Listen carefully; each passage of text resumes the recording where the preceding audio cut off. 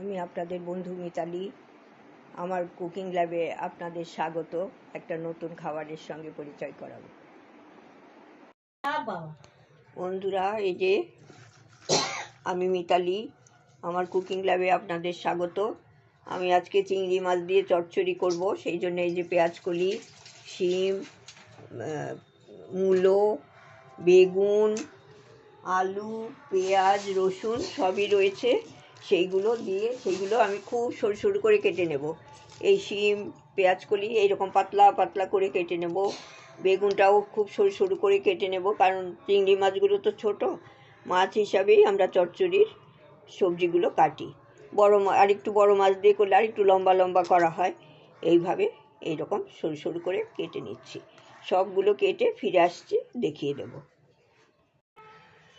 এই পাঁচমিশালি যে তরকারিগুলো তো কেটে নিয়েছিলাম, সেগুলো ধুয়ে গরম জল দিয়ে ধুয়ে নিয়েছি। এখন তো শীতকাল, এখন আপনারা সব সবজি একটু গরম জল দিয়ে ভিজিয়ে রাখবেন, ধুয়ে নেবেন, কারণ এই সময় কপিতে সব পোকা আসে, সেইখান থেকে অনেক রকম রোগ ব্যাধি আসতে পারে, ইনফেকশান হতে পারে।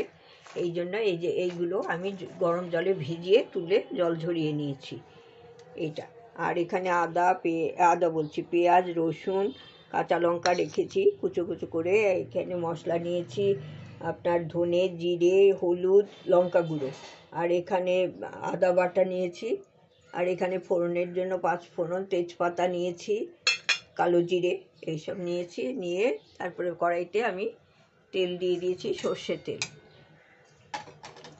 সর্ষের তেলেই ভালো লাগে খেতে, সর্ষের তেল দিয়েছি। এইবার তেলটাই এলে ফোড়নটা দিয়ে দেবো।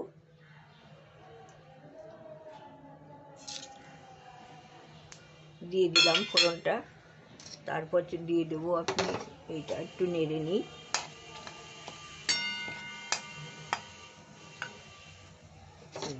পেঁয়াজ কুচোনো, 2টো মিডিয়াম সাইজের পেঁয়াজ কুচোনো নিয়েছি, 8-10 কোয়া রসুন নিয়েছি, আর একটা কাঁচা লঙ্কা নিয়েছি। আপনারা কাঁচা লঙ্কা আরও দিতে পারেন, আমাদের তো একটু ঝালটা কম, সেই জন্য আমি কম নিয়েছি।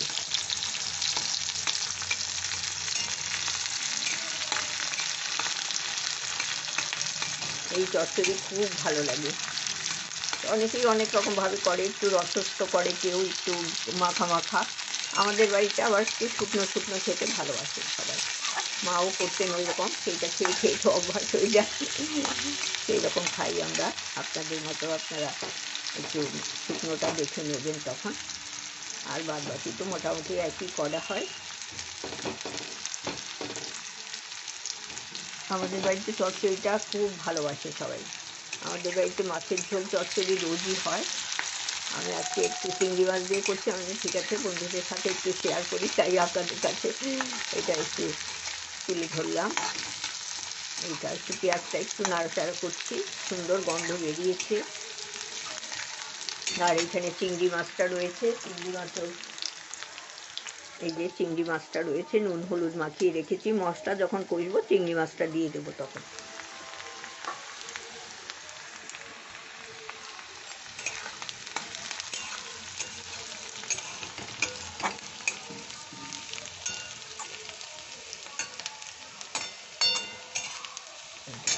হয়ে গেছে, আঁচটা কম করে দিলাম। এইবার আমি একটু মশলা দিয়ে দিচ্ছি।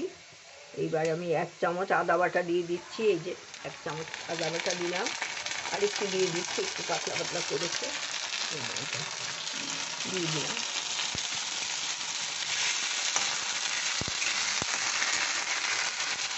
আর এখন আমি এই যে মশলাগুলো এক জায়গায় করেছি, এক হাতে করি তো, তাই এক জায়গায় রেখে দিয়ে আপনাদের দেখিয়ে দিয়েছিলাম। এখন দিয়ে দিলাম সবটাই এই মশলার সাথে, এটা কষে নেব।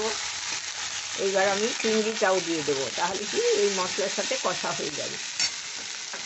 চিংড়িটা কি সবটা দিয়ে দিচ্ছি না, সবজি তো অল্প হয়ে যাবে, তাই আমি এই চিংড়িটা দিয়ে দিলাম। এটা দিয়ে দিলাম, এটা দিয়ে নেড়ে দেবো।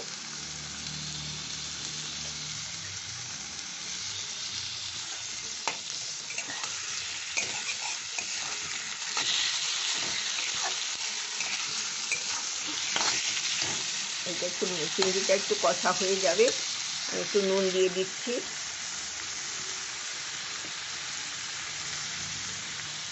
নুন দিয়ে দিলাম, অল্প একটু দিলাম, পরে দেখে দেওয়া যাবে, লাগবে আরও, নিশ্চয়ই লাগবে।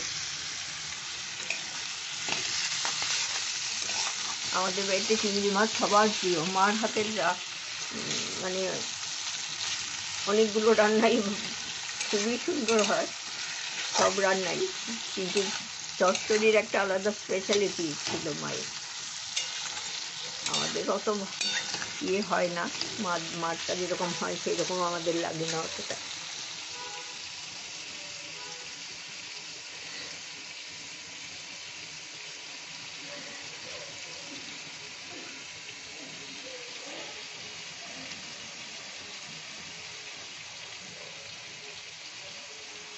আমি এখন সবজিগুলো দিয়ে দিচ্ছি,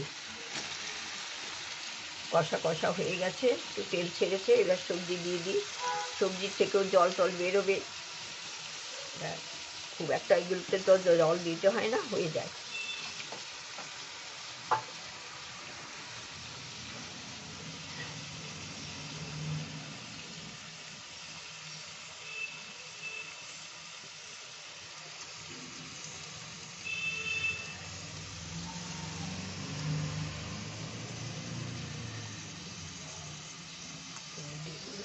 মূলো, বেগুন, আলু, শিম,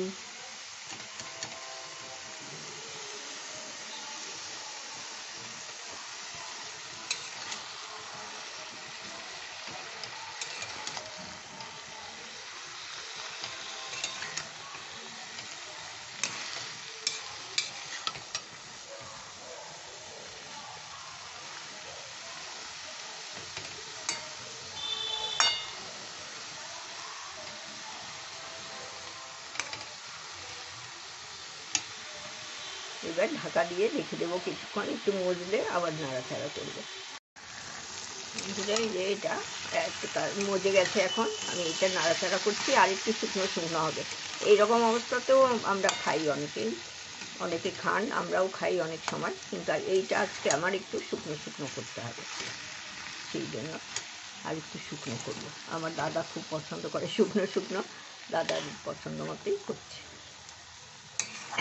নাহলে এটা দিয়ে খেতেও খুব ভালো লাগে, একটু মাখা মাখা হয়, খুব সুন্দর লাগে, আর গন্ধটা খুব ভালো, সুগন্ধটা আপনাদের দিতে পারছি না, কিন্তু এটা আপনারা তো করেন, আমি আজকে করলাম, সেই জন্য আপনাদের সাথে শেয়ার করলাম।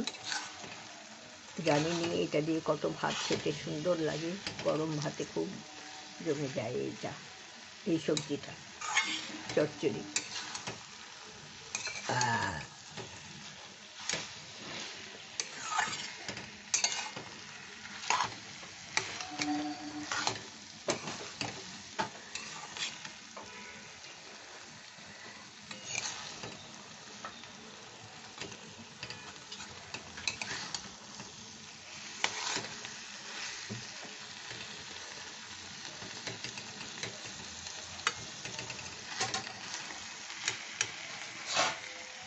আর একটুখানি আমি তাপে রাখবো, তারপরে নামাবো।